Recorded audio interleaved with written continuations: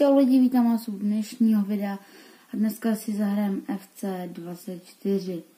Zahraju si Sparta proti Real Madrid. Tak můžeme jít na to. Tak lidi, a jdu si vybírat týmy.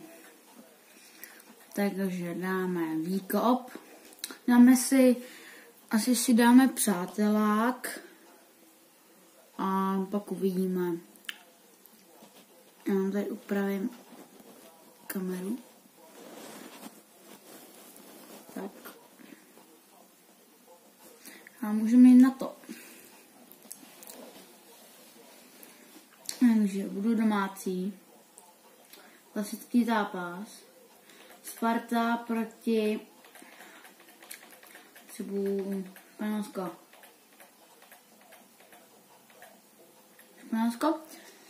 Zahrajeme se proti Real Madrid.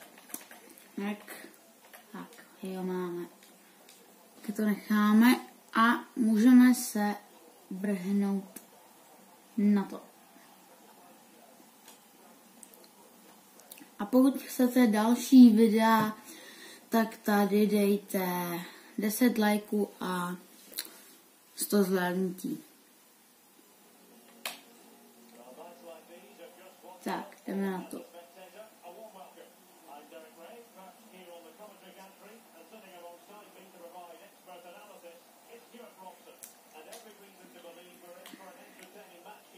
Jdeme do útoku. Tak, Birmančevič. Na Kuchtu. Nevadí. Ale Sparta musí se zase vracet dozadu. Ubránil. Hraslín. Velký motač.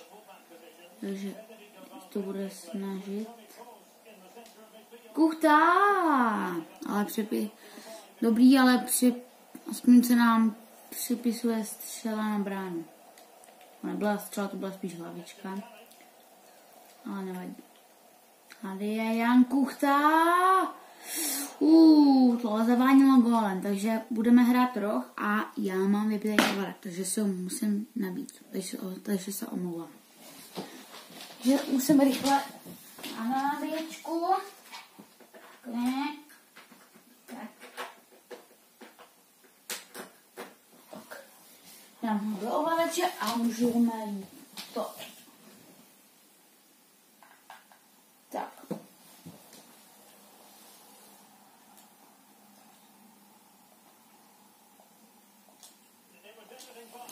Takže jdeme na to rohový kop.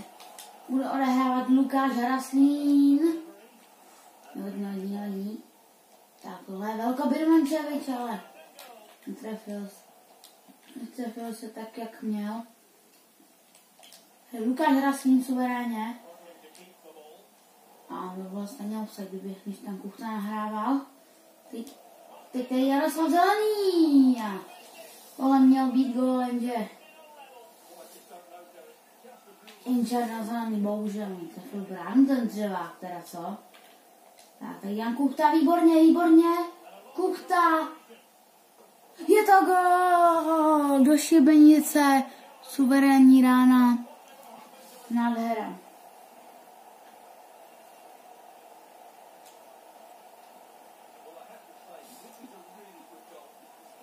Můžeme jít na to.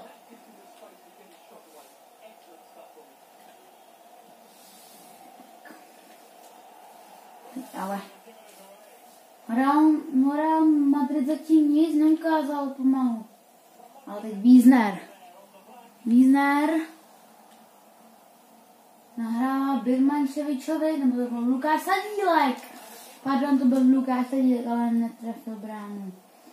Takže nevadí. Ale teď pozor, Ladislav Krejčí mladší. Střílel, ale bohužel to nezapadlo kam tak mělo. Měl roh, to nic nevytěžila, ale teď tam je málo lidí ve vápnu, takže Zelený to bude dávat spíš na Wiesnera. Výborně, Jarda Zelený centruje, ale nevadí. Teď výborně Banák vyskočil.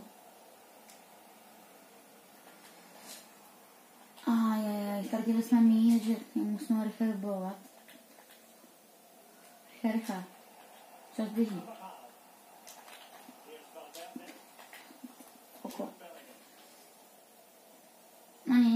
No nic, nevadí, ale dobře, Krejčí zabojoval ještě. Takže tady jdeme do útoku. Výborně, Tomáš Wiesner. Tam nikdo není. A vlastně tam byl, ale byl odstaven od Teranose. Rodríguez, vidík. No nic, tak první přímák pro Real Madrid.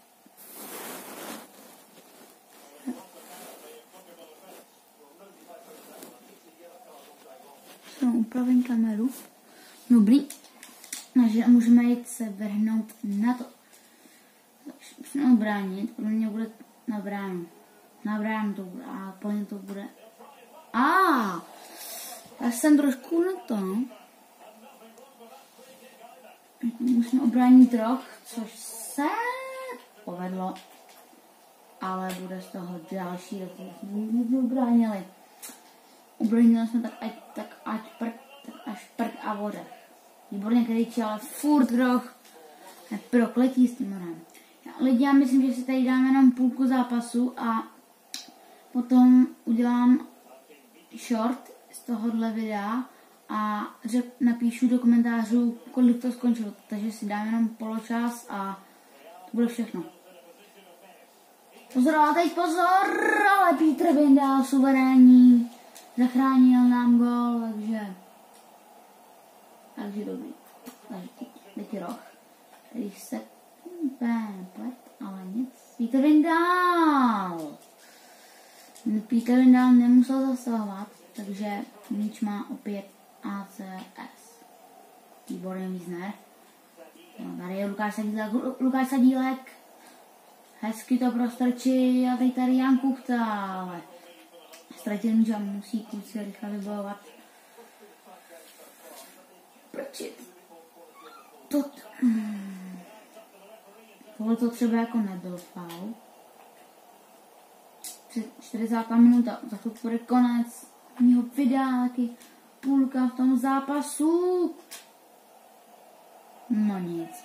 Lidi 1-1, takže to akorát bude, abyste se dozvěděli, kolik to bylo. Takže poslední 4 minuty odehráme a výborně, Velko Birmančevič, Birma.